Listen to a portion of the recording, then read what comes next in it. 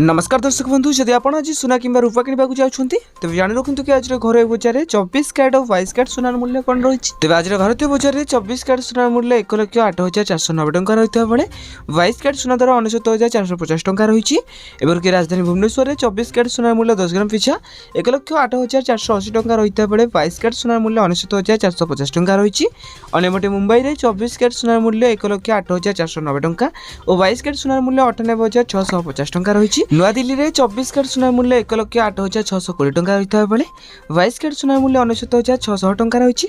तेज दक्षिण भारत प्रमुख सहर चेन्नई में 24 कैरेट सुनार मूल्य 1,09,150 टंका रही है बेले 22 कैरेट सुनार मूल्य 1,50,000 टंका रही है। अन्यपटे पूर्व भारत प्रमुख सहर कलिकता में यथाक्रमे 1,08,490 टंका और 69,450 टंका रही सुनार मूल्य।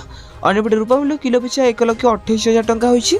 तेज ये आज दिन सुनार सठिक मूल्य। जदि आपड़ी सुनार सठिक मूल्य जानवा चाहते तेज आम चैनल को सब्सक्राइब कर पाखे आसुवा बेल आइकन को ऑल बटन में सेट करने सहित वीडियो हेल्पफुल होता है निहाती भाव वीडियो को लाइक कर डिस्क्रिप्शन टेलीग्राम चैनल लिंक अच्छी तो जाकि आप जॉइन जातु।